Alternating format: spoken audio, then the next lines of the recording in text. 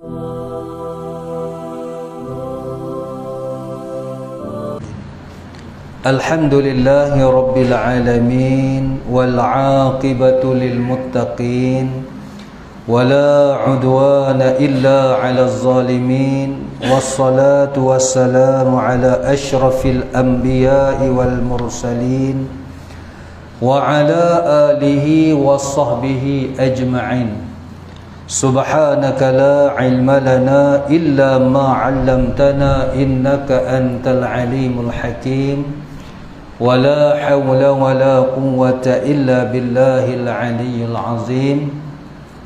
اللهم رب اشرح لي صدري ويسر لي أمري واحلل عقدة من لساني يفقه قولي. أما بعد. الحمد لله. Yang dihormati Tuan Imam, ahli Jatinangkuasa Qaryah, pegawai-pegawai masjid. Seterusnya yang saya kasihi tuan-tuan, puan-puan, ibu-ibu, bapak-bapak, muslimin, muslimat. Mudah-mudahan kita semua dirahmati oleh Allah Subhanahu wa taala. Alhamdulillah. Pertama sekali bersyukur kita kehadrat Allah Taala kerana dengan taufik dan hidayahnya pada malam ni boleh sama-sama kita pakat mari ke Masjid Qaryah Kampung Tanjung Kiri, Padang Terap untuk kita menunaikan solat fardu secara berjamaah. Jadi malam ni kita akan masuk kepada hadis qudsi, iaitu hadis yang kedua.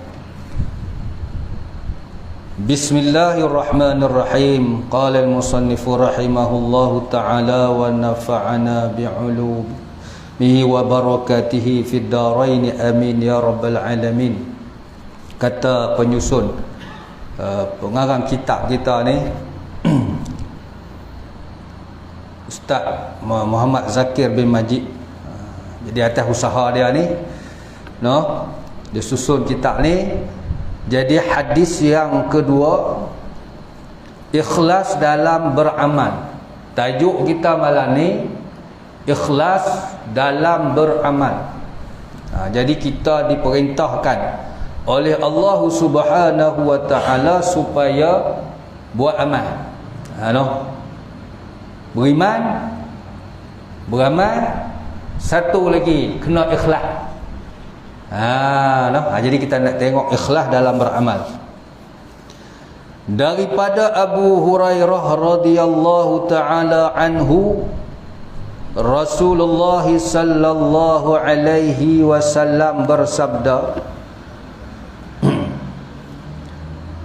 Inna awwalan nasi yuqda yawmal qiyamah alaihi rajulun istushhida fa'utiya bihi fa'arrafahu ni'amah qala fama 'amilta fiha qala qataltu fika hatta istushhidtu qala kadzabta walakinnaka qatalta liqala jari' faqad qila thumma umira bihi fasuhiba ala wajhihi hatta ulqiya finnar wa rajulun ta'allama al-ilma wa 'allamahu wa qara'a al-Qur'an فأتي به فعرفه نعمه فعرفها قال فما عملت فيها قال تعلمت العلم وعلمته وقرأت القرآن فيك قال كذبت ولكنك تعلمت العلم ليقال عالم وقرأت القرآن ليقال هو قريء فقد قيل ثم أمر به فسهب على وجهه حتى ألقي في النار. Erti dia, sesungguhnya manusia pertama yang dihitung pada hari kiamat ialah seorang lelaki yang gugur syahid, ia dihadapkan depan Allah dan disebutkan segala nikmat Allah padanya. Allah berfirman, apa yang kamu lakukan dengan nikmat yang telah diberikan? Ia berkata, aku berperang pada jalanmu hingga kan aku gugur syahid. Allah berfirman, kamu bohong. Sebenarnya kamu berperang supaya dikatakan orang kamu seorang yang berani. Sesungguhnya telah dikatakan orang kamu berani. Kemudian diperintahkan kepadanya, lalu ia diseret hinggalah dicampakkan ke dalam neraka. Kedua, seorang lelaki yang menuntut ilmu dan mengajarkannya serta membaca Al-Quran, ia dihadapkan depan Allah, lalu disebutkan segala nikmat Allah padanya dan ia mengakuinya.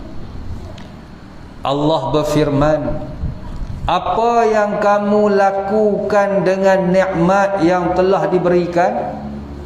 Ia berkata, aku menuntut ilmu dan aku mengajarkannya serta aku membaca Al-Quran semata-mata untukmu. Allah berfirman, kamu bohong. Sebenarnya kamu menuntut ilmu agar disebut alim dan kamu membaca Al-Quran agar dikatakan orang qari. Sesungguhnya telah dikatakan orang.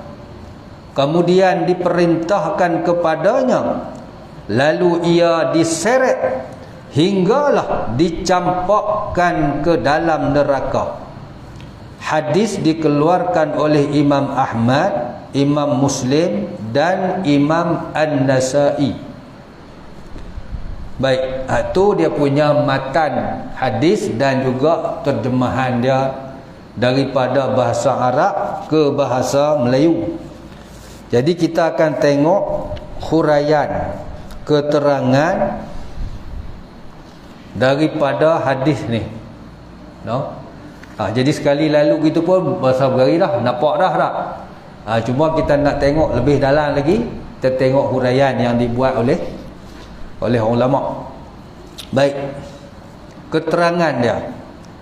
Hadis ini memperingatkan kita tentang kewajipan mengikhlaskan niat kepada Allah Subhanahu wa taala dalam setiap amalan yang dikerjakan. Jadi kita boleh dah putih. Nah, jadi hadis ni dia nak apa? Nak suruh kita ikhlas. Dalam kita duk buat amal ibadat ni kena ikhlas. Baik. Ini kerana ikhlas adalah merupakan paksi dan neraca timbangan dalam penerimaan amalan yang dilakukan. Dengan erti kata yang lain, Allah hanya menerima dan memberikan balasan pahala hanya kepada amalan yang dilakukan ikhlas kerananya. Jadi pentinglah bab ikhlas ni. Pasal apa? Pasal ikhlas ni nak menentukan Allah Ta'ala terima tak terima amalan kita adalah ikhlas.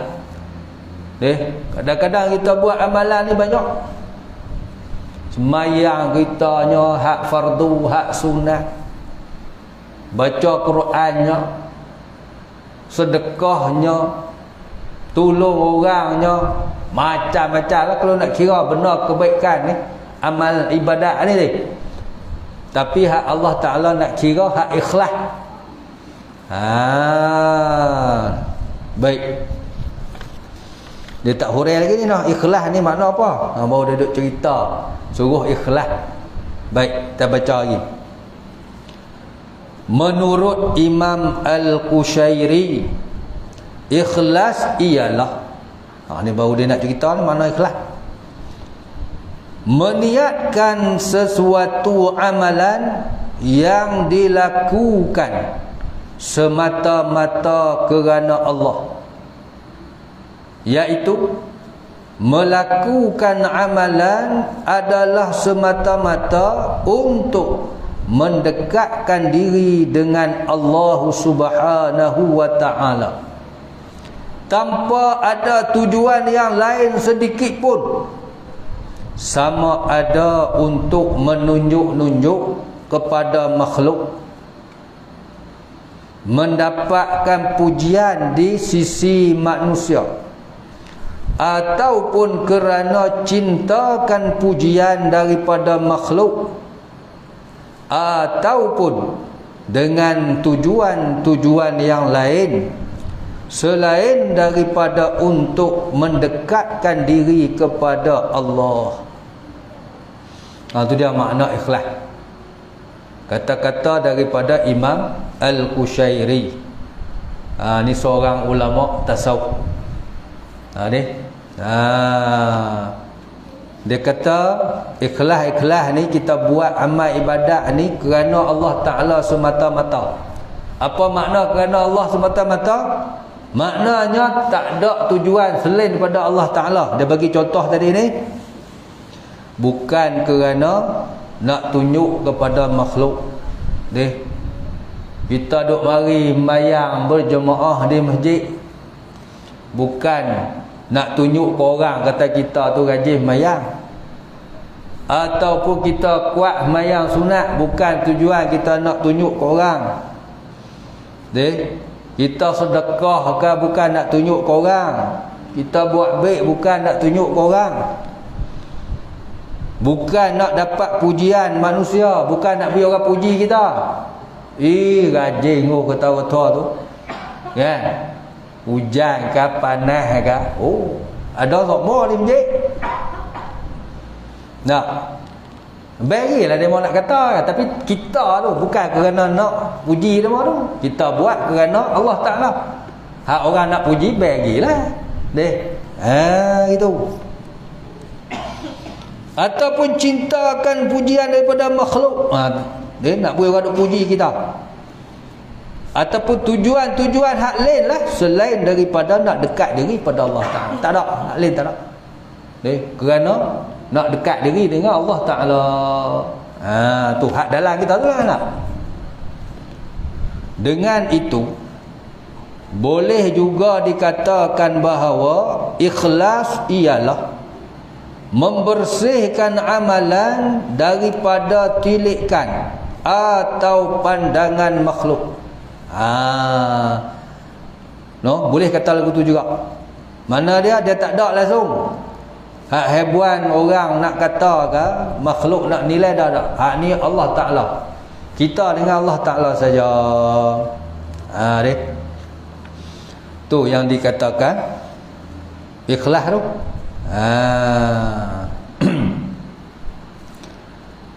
Terdapat banyak ayat dan hadis yang mewajibkan keikhlasan dalam melaksanakan amal ibadat.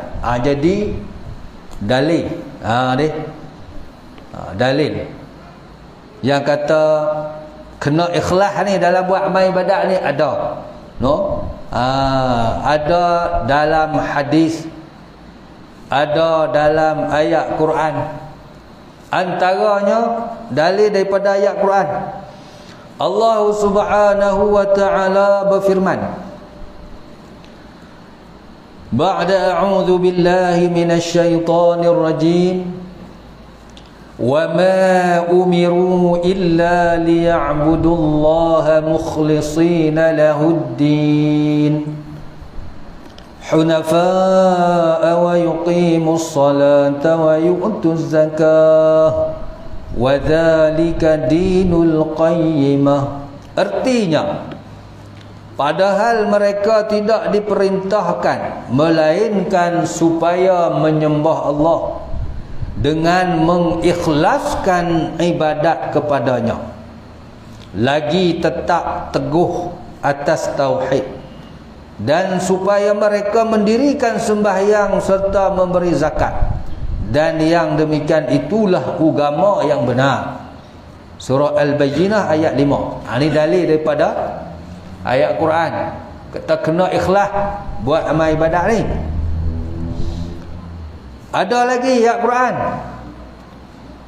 Allah Ta'ala berfirman dalam surah Al-Hajj ayat 37. Lan yanalallaha luhumuha wala dima'uha walakin yanaluhu taqwa minkum. Daging dan darah binatang korban atau hadiah itu tidak sekali-kali sampai kepada Allah, tetapi yang sampai kepadanya ialah amal yang ikhlas yang berdasarkan takwa dari kamu. Ini dalam bab korban kan. Orang duk buat korban, meleh korban tu bukan korban lu yang sampai ke Allah Ta'ala, bukan daging darah tu, tapi amalan kita tu. Kita buat korban tu ikhlas kerana Allah Ta'ala, bukan nak beri orang puji kita, kata kotor tu tiap-tiap tun buat korban. Berilah dia mau nak kata kan. Tu hebat dia nak puji kita, baguslah, berilah. Ni hak kita dengan Allah Ta'ala, kita buat bukan nak beri dia memuji kita. Kita buat ni kerana nak dekat diri dengan Allah Ta'ala. Duit ada deh. Duit ada banyak. Dalam bank kan tolak hak orang, hak dia. Kan? Jadi tiap-tiap tahun buat korban. Lemu pula pilih hak besar. Nak. Jadi dia ikhlas kerana Allah Ta'ala boleh. Tapi kalau orang buat tu kerana nak tunjuk orang, kata dia mau tak buat, aku tak buat ni. Aku nak buat tik, nak beri orang puji kita kan, tak ada. Tu dalil ayat Quran. Kita tengok dalil daripada hadis pula. Imam Al-Bukhari dan Imam Muslim meriwayatkan dari Sayyidina Umar Ibnul Khattab radhiyallahu ta'ala anhu bahawa Nabi sallallahu alaihi wasallam bersabda, innamal a'malu binniyat, sesungguhnya setiap amalan dinilai berdasarkan kepada niat. Amalan kita ni Allah Ta'ala nilai di segi niat. Jadi kalau niat kita kerana Allah Ta'ala, bolehlah. Tapi kalau kita niat kerana lain, macam hadis kita baca awal tadi tak? Kalau dia pergi perang tu, niat dia kerana nak beri orang puji, kata dia berani. Berani dia tu. Sabit tak boleh pergi ke Palestin, tidak kan? Mati awal lagi. Kan? Ataupun yang kedua tadi, ni contoh apa?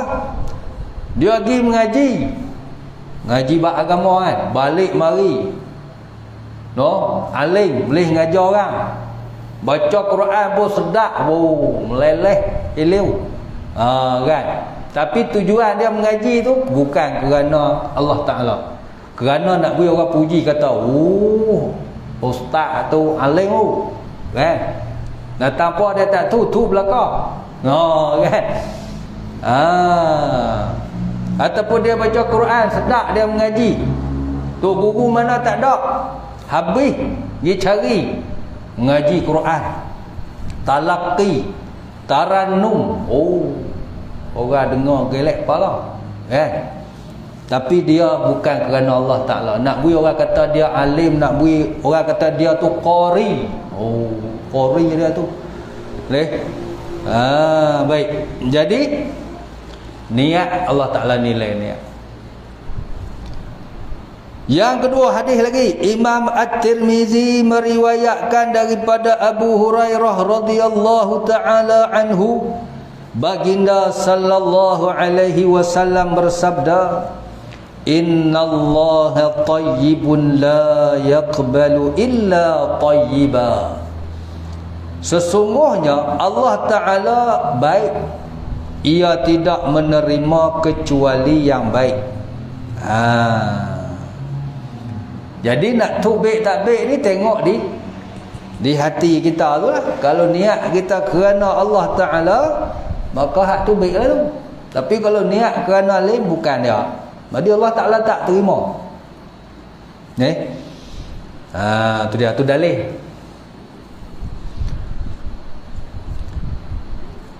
Jadi kuat lah ni, kuat. Maksud kata ikhlas dalam buat amal ibadat ni kuat. Jadi kita kena usaha lah ni, kena pakat ikhlaskan diri kita kerana Allah Ta'ala.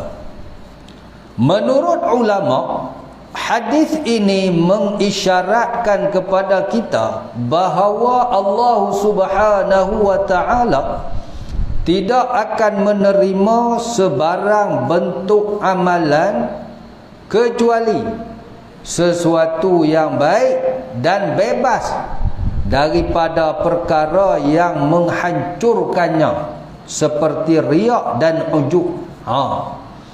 Ni hadis belakang saat ni. Innallaha la tayyibun la yuqbalu illa tayyiba. Allah Ta'ala itu baik, dia tak terima kecuali yang baik. Maka huraian daripada hadis ni, maksud baik-baik di sini ni dia kata bebas daripada perkara yang boleh menghancurkan kebaikan tadi. Dia kata contohnya riak dan ujub. Riak ni kita duk biasa dengar tu belakang dah ni.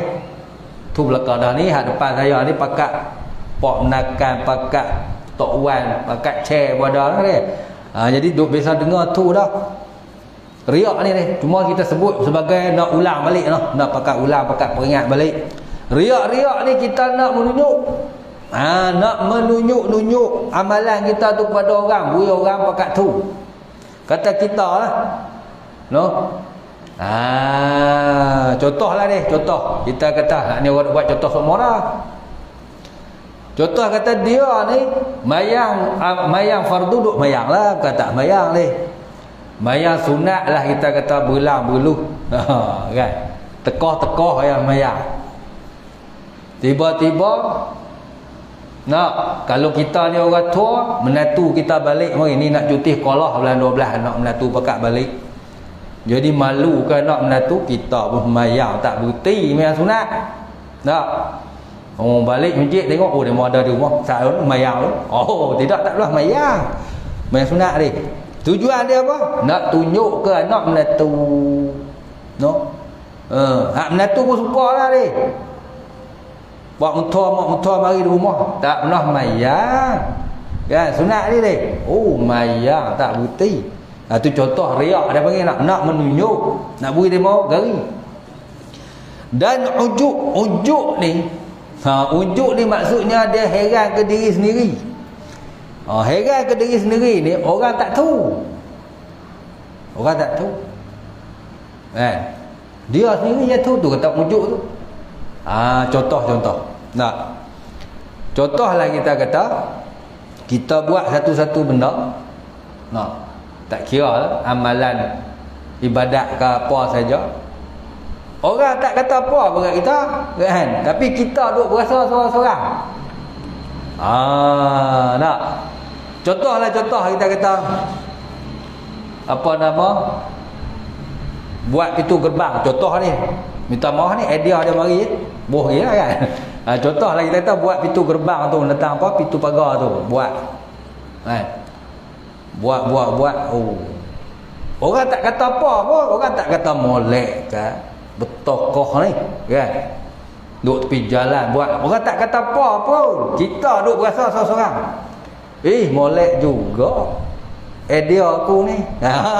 Dia duk berasa seorang-seorang dia lagu tu. Tu dia kata ujuk tu dia. Tu. Jadi benda hak boleh hancur benda molek tu. Riak dan juga ujuk. Dia. Jika amalan yang dilakukan melibatkan harta benda, ianya mestilah daripada sumber yang halal. Ni dia nak hurai hadis tadi ni. Allah Ta'ala itu baik, dia tak terima kecuali hak baik. Hak tadi riak, ujuk, kalau ada dia tak terima. Kalau hak benda berkaitan dengan harta benda pula, dia mesti daripada sumber yang halal. Baru Allah Ta'ala terima. Contohnya kita kata, nak pergi buat umrah. Ni kata buka dah ni, boleh pergi buat umrah dah kata. Kan? Duk kira nak pergi ni. Kan? Pakat duk tanya hari undah lah, bila nak boleh pergi pula ni. Berapa ribu? 10 pun tak apa, nak pergi juga. Kan? Pergi. Tapi nak tengok semua duit tu, ambil di mana? Duit duk hipul lah. Duk buat kerja, duk pergi hipul lah tabung haji, duk hipul lah bank tu. Buat kerja hasil titik peluh, alhamdulillah lah. Tapi kalau duit tu hipun di mana ni? Hipun usaha jugalah, tapi usaha ke mana? Duk pergi tikai ekor kedai Cina tu. Cina konrang tu lah. Dia duk handas banyak kali lah, RM2. Itu pergi buh tikai banyak lagi. Boleh banyak lah. Ni. Boleh dekat 200,000 kata. Nak pergi buat umrah ni. Pergi buat saja ya. Pergi Makkah ni nunggu lah. Allah Ta'ala tak terima. Ada satu cerita lah, satu kisah. Kisah benar lah kisah betul ni. Ada sahabat-sahabat kita duk bawa orang pergi haji umrah ni. Tapi bukan orang negeri Kedah. Orang negeri lain, negeri Melaka. Kan? Satu orang tua ni, orang Teneng. Bukan orang jantan. Dia pergi di Mekah tu. Jadi hari Jumaat ni kau bagi orang jantan lagi sembahyang. Orang Teneng ni dia kata, kalau boleh sembahyang kat hotel tak apa dah. Tak mahu duduk sesak kalau orang tu. Jadi dia duk tengok kat cermin hotel tu, dia duk tengok. Dia kata apa ya, kuda banyak sangat ni. Kuda, dia kata kuda duduk kat jalan tu. Bukan kuda kan duk sembahyang Jumaat lah, orang pakai ihram apa kan. Lepas tu duk semang benda merapu kok ni. Dia mau kata komplek lah kata ni. Umur 70 dia. Lepas tu ustazah ni cuba duk semang tengok, duk siasat tengok apa yang jadi gitu. Rupa-rupanya duit dia pergi haji tu, dia duk hipun di tabung haji tu, daripada 2 ekor. Kita dengar terkejut. Duk tu kata 3 ekor ni orang jantan ya deh. Orang Tina mana duk 3 ekor. Rupanya dia boleh 2 orang Tina pun ekor. Boleh banyak 100,000 ada. Jadi dia pergi Mekah dengan duit tu. Jadi gitu. Tu hak hebat nak jadi deh. Tapi hak tajuk kita baca ni, maknanya kalau sumber tu daripada ekor kan semua judi lah. Allah Ta'ala tak terima lah amalan kita tu. Tu hak main judi terang dia. Hak tak main judi, hak perkena orang banyak tak? Duk mari mayang di masjid molek dah. Jadi dia ni pandai sikit. Dia kona adik-beradik dia, tanah boleh kat dia semua. Boleh tanah kat dia belakang. Kan? Kona mari. Hak yang tak dia tu sepatutnya tak boleh makan tanah tu, tapi oleh kerana dia pandai, dia kona pusing kono, jadi boleh ke dia. Boleh dia pun jual pergi umrah. Pakai dah. Itu contoh. Jadi banyaklah, maksudnya kita kena tengok sumber keuangan kita tu. Baik.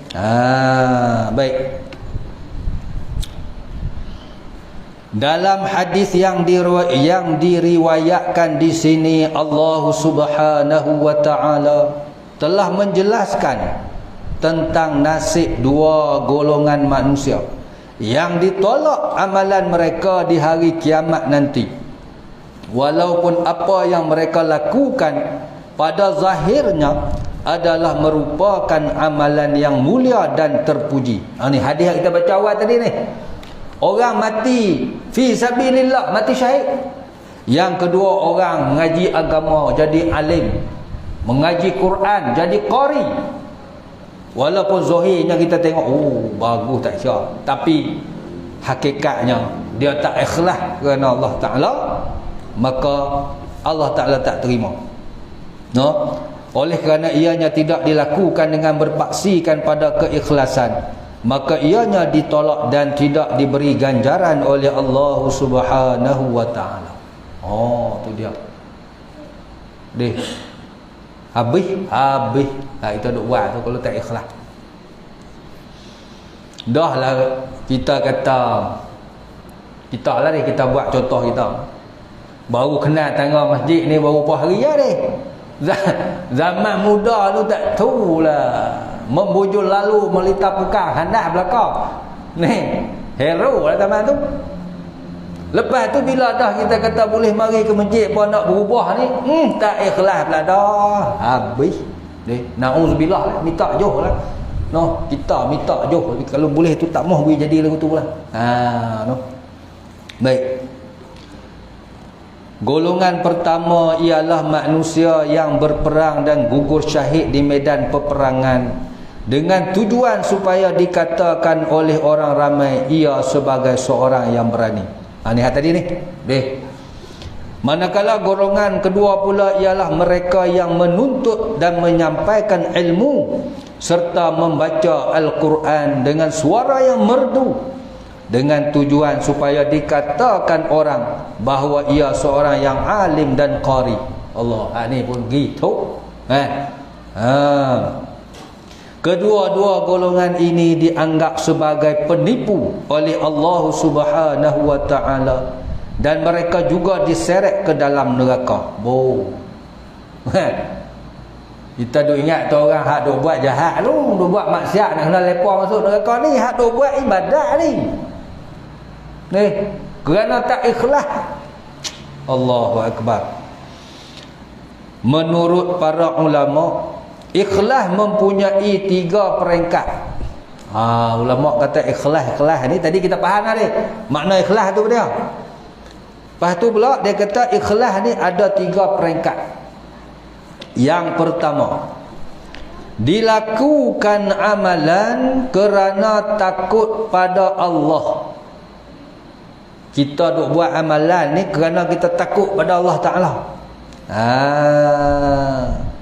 Takut pada Allah Ta'ala ni maksud kata takut kepada azab Allah Ta'ala tu ni. Tak mayang ni esok Allah Ta'ala nak bakar kita dalam neraka tu. Jadi kita takut, kita pun buat amal ibadat. Yang ni dia kata apa? Ianya merupakan ibadat hamba.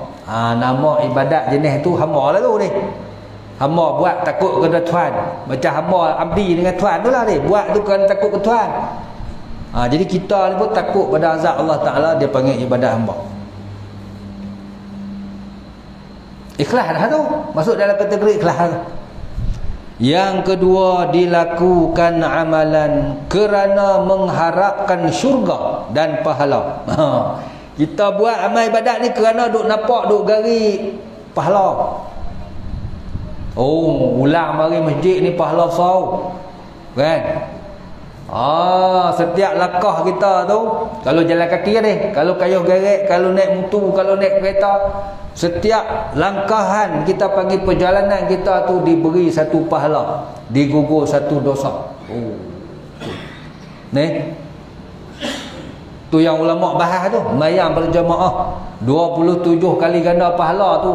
Dia banyak dia punya ganjaran dia. Daripada masuk masjid, niat iktikaf, mayang sunat, jawab azan, kan, selawat ke atas Nabi, mayang duduk di saf pertama. Banyak tu. Jadi dia capur. Besar. Jadi duk gari hatu. Kan? Tu yang duk pula mari tu. Kerana duk nampak pahala dan juga syurga di akhirat esok. Ianya merupakan ibadat ahli perniagaan. Ni orang berniaga. Akal orang berniaga dia kira untung. Dia kira untung, dia tak kira benda lain dah. Tak apalah. Boleh lah. Yang ketiga, dilakukan amalan kerana malu kepada Allah dan kerana untuk menunaikan hak perhambaan serta bersyukur atas segala hikmat. Bukan hikmat. Serta bersyukur atas segala nikmat tidak terhingga yang telah diberikan. Hak ketiga ni, orang hak buat amal ibadat ni, dia bukan duk kira pahala, dia bukan duk kira syurga, dia bukan duk kira kita panggil takut pada Allah Ta'ala. Dah, dia bukan pasal tu. Dia malu pada Allah Ta'ala. Pasal apa malu? Pasal dia duk fikir, Allah Ta'ala ni dia beri kat aku nikmat macam-macam.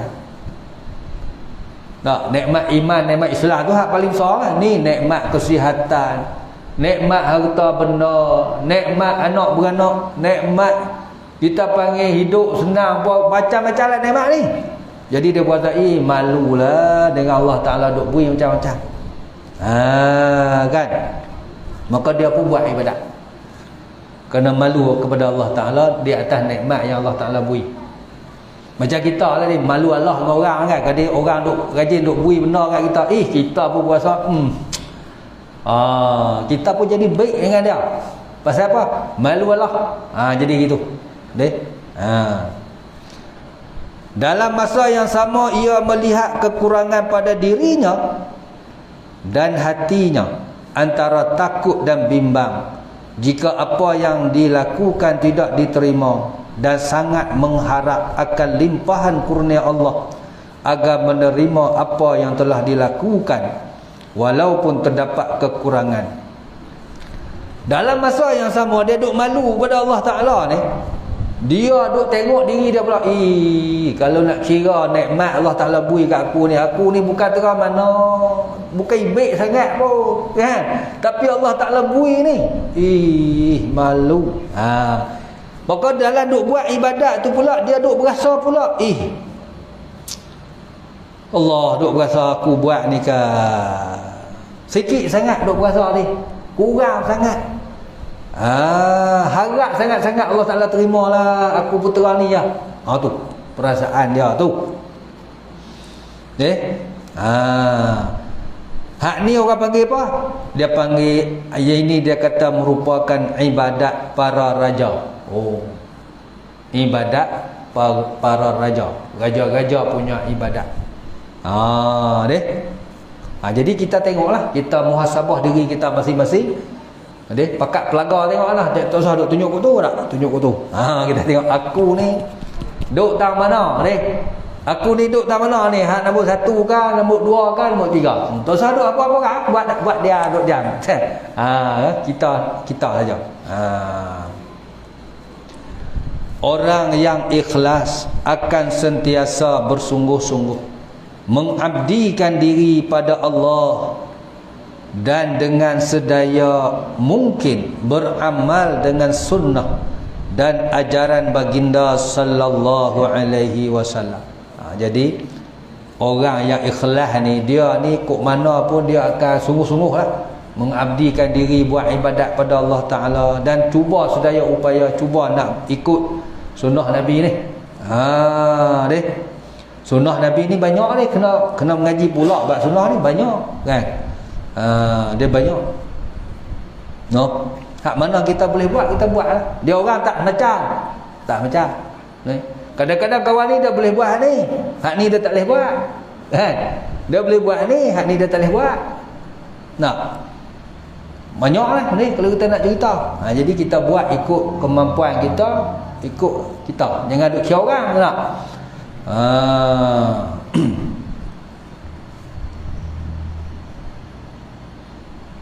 Imam Haris Al-Muhasibi rahimahullahu ta'ala berkata, man sahhaha batinahu bil muraqabati wal ikhlas zayyanallahu zahirahu bil mujahadati wattiba'is sunnati. Sesiapa yang benar-benar batinnya sentiasa ingat pada Allah dan ikhlas, nescaya Allah menghiasi zahirnya dengan mujahadah, yakni bersungguh-sungguh dalam beribadat dan beramal dengan sunnah. Itu tanda kata orang tu ikhlas tu.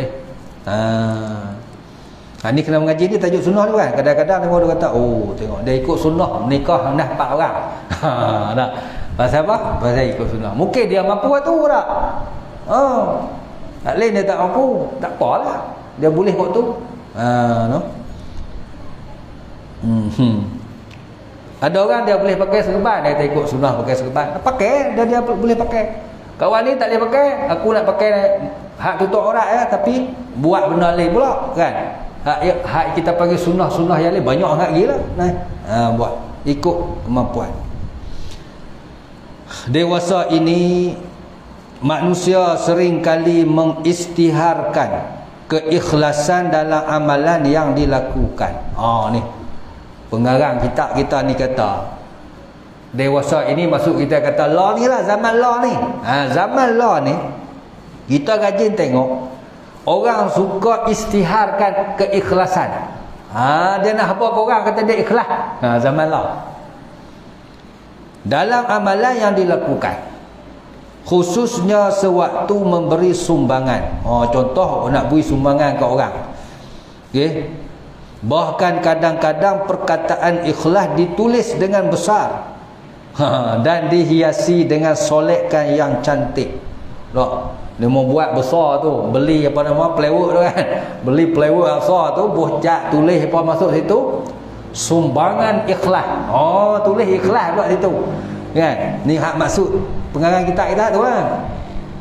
Lepas tu bubuh bunga apa macam-macam lah nak pergi menapak molek tu.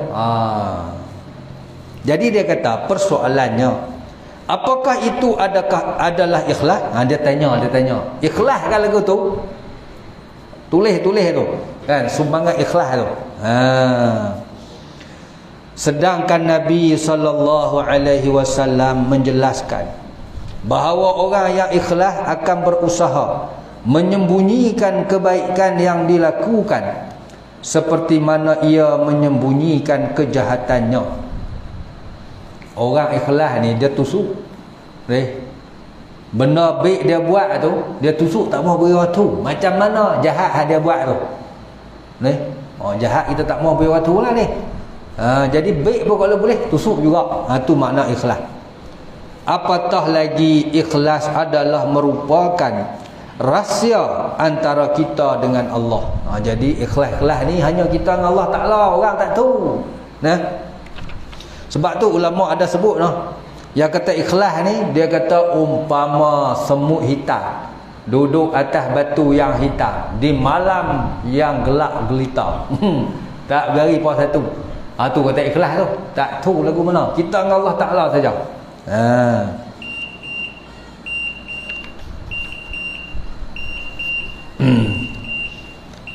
Tak apa, habis dah sikit dah.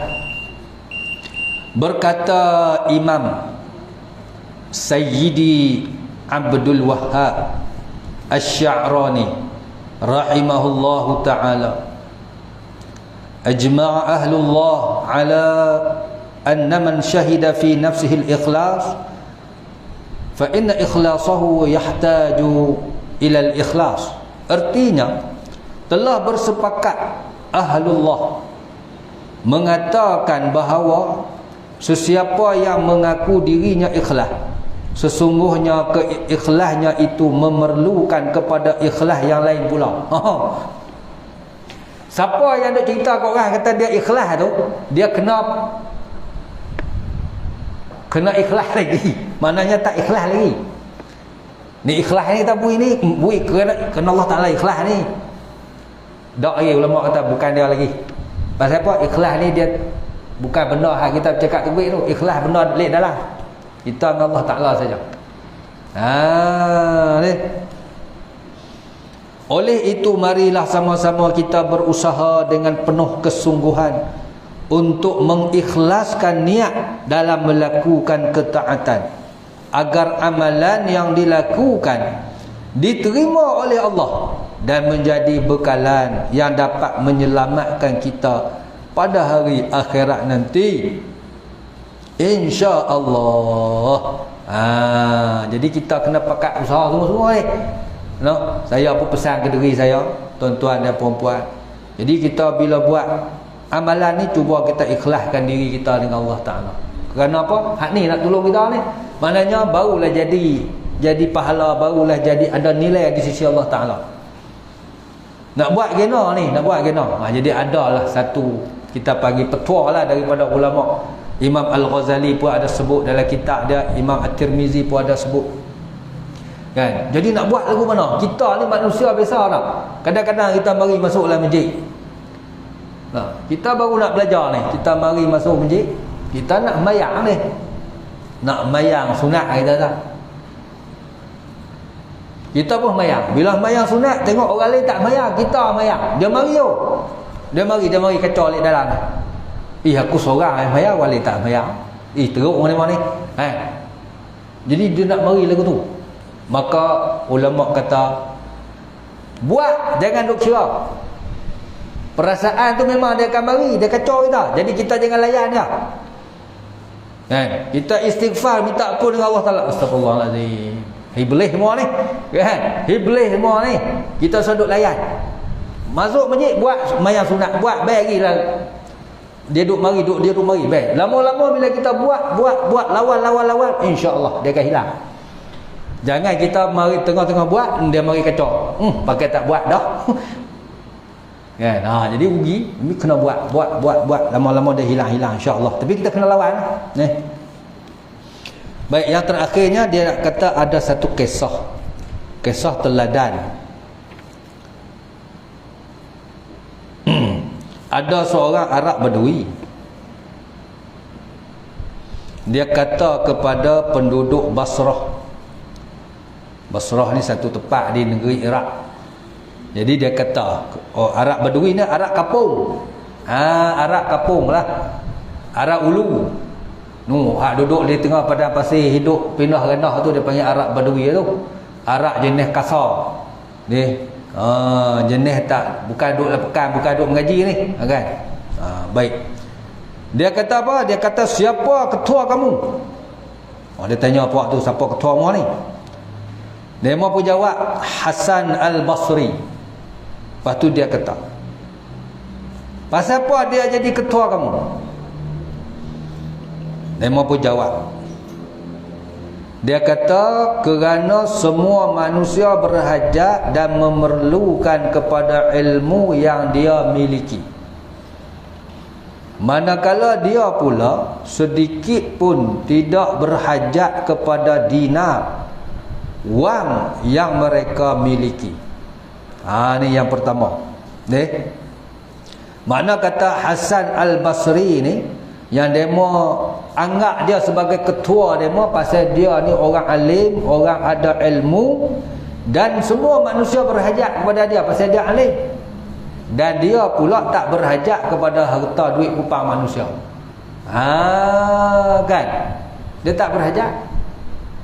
Kan? Kita kata macam kita lah, almarhum Tok Guru Patih Mat kan. Semua orang dulu berhajat kepada dia kan. Dia balik mari buka pondok semua orang pakai nak pergi ke dia. Tapi dia tak ada hajat duit kita, dia beri duit kat kita lagi dah. Kan? Patih. Roh. Gilah tak mana budak-budak kan dia buat terbit duit gagal duit. Kat kita hak besar tua pada bui. Dia tak ambil duit, wang ambil duit. Dia bui kan. Ni dia tajuk ikhlas lah ni kan. Maksud kata dia menyampaikan ilmu dia orang berhajat ni dia ikhlas kerana Allah Subhanahu wa taala. Yang kedua, cerita ada dua cerita. Diriwayatkan ada seorang lelaki dalam kalangan Bani Israel. Dia ni duk buat ibadat 70 tahun lah. Tu dia 70 tahun buat ibadat. Umur panjang ni dia. Kemudian Allah Ta'ala nak tunjuk keadaan dia ni kepada malaikat. Masa 70 tahun duk buat ibadat. Maka Allah Ta'ala pun hantar mari satu malaikat yang bagi tahu ke dia bahawa walaupun dia telah ibadat 70 tahun lama, dia tak layak masuk syurga. Malaikat ya apa ke dia kata buat ibadat 70 tahun ni mu tak boleh masuk syurga. Bila malaikat tu selesai bagi tahu ke dia pun jawab balik. Dia kata itu bukan urusan saya. Dia kata bukan urusanku, boleh masuk syurga tak masuk syurga. Dia kata aku diciptakan untuk beribadat kepada Allah. Maka hak itulah kerja aku. Dan aku pun buat. Jadi bila dia jawab lagu tu, malaikat ni balik jumpa Allah Ta'ala berkata, wahai Tuhanku, sesungguhnya engkau maha mengetahui apa yang telah diperkatakannya. Lalu Allah Ta'ala berfirman, apabila hamba-Ku itu tidak berpaling daripada beribadat kepadaku, maka Aku membalasnya dengan kemurahan-Ku. Aku juga tidak akan berpaling daripadanya. Wahai para malaikat-Ku, bersaksilah kamu semua bahawa Aku telah mengampuni akan segala dosanya. Makna kata dia buat ibadat 70 tahun tu bukan duk harap kata syurga ke tak. Dia kata ni dah kerja aku, dia kata kerja hamba. Dia punya martabat dia tu dia tinggi, no? Jadi kita pun kalau boleh tu kita buat amal ibadat ni nak bukan kerana nak harapkan balasan daripada Allah Ta'ala. Tapi kalau kita harap pun tak salah. Jadi kita baca tadi ni 3 tahap tadi, tak salah kalau kita harapkan ganjaran pahala. Cuma nak cerita kata ni kedudukan orang yang ikhlas dalam buat amal ibadat ni tinggi tu. Jadi sekadar tu dulu. Alhamdulillah. Jadi malam ni kita boleh baca satu hadis yang berkaitan tentang ikhlas dalam beramal. Jadi penting tuan bab ikhlas ni. Jadi cara dia lagu itulah cara dia ni. No. Maknanya kita duk buat amal ibadat ni banyaklah nak. Kalau nak kira kan banyaklah. Kadang-kadang kita duk perasan ni, duk kata aku ni takat duk tengoklah ni kaki buah sebelah masuk syurga dah. Pasal duk tengok dengan sembahyang, dengan zakat, dengan apa nama umrah haji apa nama, duk berasa boleh dah. Tapi nak kena tengok balik. Takut tak ikhlas, takut buat tu kerana manusia, kerana makhluk, habis ni. Jadi kita pakat-pakat muhasabah dirilah, no. Jadi takat tu dulu. Yang baik daripada Allah Subhanahu wa taala, yang lemah yang kurang adalah kesilapan dan kelemahan diri saya. Aqulu qawli hadza wa astaghfirullah li wa lakum wa lisairil muslimin wal muslimat bi rahmatika ya arhamar rahimin. Subhanakallahumma wa bihamdika asyhadu an la ilaha illa anta astaghfiruka wa atubu ilaik. Subhanakallahumma wa bihamdika asyhadu an Subhanakallahumma wa bihamdika asyhadu an la ilaha illa anta astaghfiruka wa atubu ilaik. Bismillahirrahmanirrahim. Wal 'asr innal insana lafi khusr illa alladhina amanu wa 'amilus solihati wa tawassaw bil haqqi wa tawassaw bis sabr. Allahumma salli ala sayyidina Muhammadin fil awwalin wal akhirin wa sallim wa radiyallahu tabaraka wa ta'ala an sadatina ashabi sayyidina rasulillahi ajma'in. Allahumma arinal haqqa haqqan warzuqna ittiba'ah wa arinal batila batilan warzuqna ijtinabah. رضينا بالله ربا وبالإسلام دينا وبسيدنا محمد صلى الله عليه وسلم نبيا ورسولا. اللهم اجعل جمعنا هذا جمعا مرحوما وتفرقنا من بعده تفرقا معصوما. وصلى الله وسلم وبارك على سيدنا محمد وعلى آله وصحبه وبارك وسلم والحمد لله رب العالمين.